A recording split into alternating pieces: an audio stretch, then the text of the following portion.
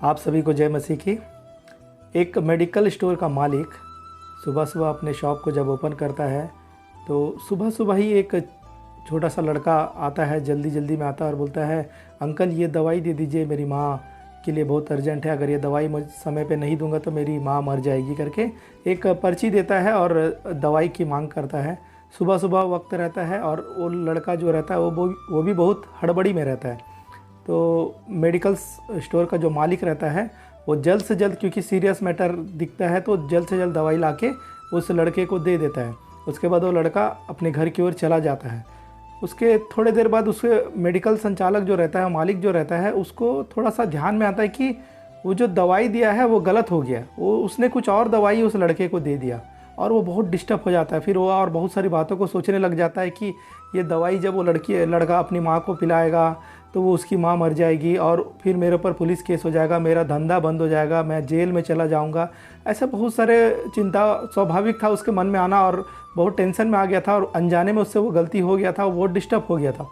उसके बाद उसने क्या किया कि अपने शॉप का शटर को बंद करके अंदर घुटने टेक कर परमेश्वर से प्रेयर करने लगा, प्रभु यीशु से प्रार्थना करने लगा, परमेश्वर ये गलती मुझसे अनजाने में हो गया है और मैं नहीं चाहता कि उसकी माँ को भी कोई प्रॉब्लम हो और मेरा भी भविष्य ख़राब हो, प्लीज़ मेरी मदद कीजिए करके ऐसा प्रार्थना करने लगा। रो रो के प्रेयर करते रहा।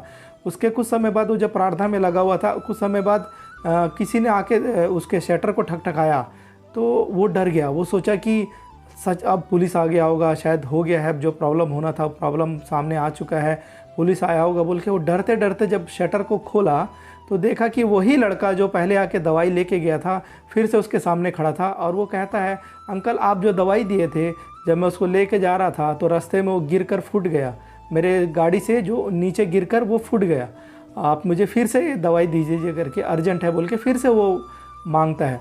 तो वो जो इसके बाद जो रहता है वो अच्छा, जो पर्ची में जो दवाई लिखा रहता है वो ध्यानपूर्वक देखकर उस दवाई को उस लड़के को वो मेडिकल स्टोर का संचालक जो मालिक रहता है वो दे देता है। यहाँ पर देखिए मेरे प्रियो, अद्भुत परमेश्वर का काम था, क्योंकि उस व्यक्ति के जीवन में भी नाश होता और उस जो लेडीज़ जो लड़के की माँ रहती है वो दवाई पीती, वो भी उसके लिए भी विपत्ति था और इसका पूरा जीवन शायद बर्बाद हो जाता, जेल चला जाता। लेकिन ये परमेश्वर की ओर दृष्टि किया, इसने घुटने टेका, परमेश्वर से प्रार्थना किया और परमेश्वर ने अद्भुत रीति से, वो लड़का जब जा रहा था उसके रास्ते में ही उसका बोतल फूट गया नीचे गिरकर और वो फिर से दवाई के लिए वापस आया, इस बार उसको सही दवाई। दोनों जगह परमेश्वर ने दोनों को बचा लिया प्रार्थना के द्वारा। मैं आज ये कहना चाहूँगा कि भजन संहिता 46 का पहला में जब देखेंगे वहाँ लिखा हुआ है, पढ़कर सुना देता हूँ आप लोगों को। परमेश्वर हमारा शरण स्थान और बल है, संकट में अति सहज से मिलने वाला सहायक है। देखिए मेरे प्रिय, यहाँ लिखा है संकट में अति सहज से मिलने वाला सहायक है। इतना इजीली हमसे हमको मिलता है परमेश्वर, सिर्फ हमको उसको पुकारना पड़ता है ईमानदारी के साथ, पश्चाताप करते हुए जब हम परमेश्वर के करीब जाते हैं, किसी भी परिस्थिति में हो और किसी भी प्रकार की समस्या हो। आप एक डॉक्टर के पास जाएंगे तो वो एक बीमारी का ही इलाज कर पाएगा और एक टीचर के पास जाएंगे तो वो सवाल का जवाब दे पाएगा। लेकिन हमारा जो परमेश्वर है वो हर परिस्थिति के लिए हमारे लिए मार्ग खोलता है, हर परिस्थिति में हमारी मदद करता है। और सबसे बड़ा बात जो इस घटना के बाद मैं आप लोग को बताना चाह रहा हूँ वो ये है कि अति सहज से मिलने वाला, एकदम इजीली हमको मिलता है, जिसके ऊपर हमारा ध्यान आखिरी में जाता है। हम पूरी रीति से पहले मनुष्यों के पास घूम फिर के पूरा कोशिश करते हैं और जब वो नहीं हो पाता तब फिर परमेश्वर के पास आते हैं।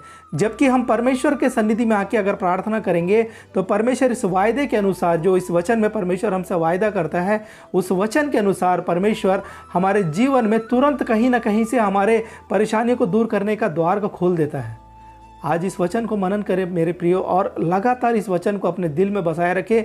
किसी भी प्रकार का परिस्थिति हो, हर किसी के व्यक्ति के जीवन में अलग अलग परिस्थिति रहती है, हर प्रकार की प्रॉब्लम एक ही व्यक्ति को नहीं रहती, हर व्यक्ति को अलग अलग प्रॉब्लम रहती है। तो प्रॉब्लम कैसी भी हो, सहायक जो है हमेशा हमारी राह देख रहा है कि कब हम उसे पुकारेंगे और कब वो हमारी मदद करेगा। तो इस वचन के द्वारा मैं आप लोगों से यही कहना चाहूँगा कि लगातार मनन करें और इस बात को हमेशा अपने दिल में रखें कि परमेश्वर जो है हमेशा मेरी मदद करने के लिए अति सहज से, जो उसका वायदा है, ईजिली हमको उपलब्ध होने वाला सहायक है। और उसके साथ जब हम घुटने टेक के प्रार्थना करते हैं, किसी भी प्रकार की परिस्थिति हो, परमेश्वर हमारी सारी परिस्थितियों को आनंद में बदल देता है, खुशी में बदल देता है। परमेश्वर इस वचन के द्वारा आप लोगों के जीवन में बहुत आयत की आशीष को रिलीज़ करे। जय मसीह की।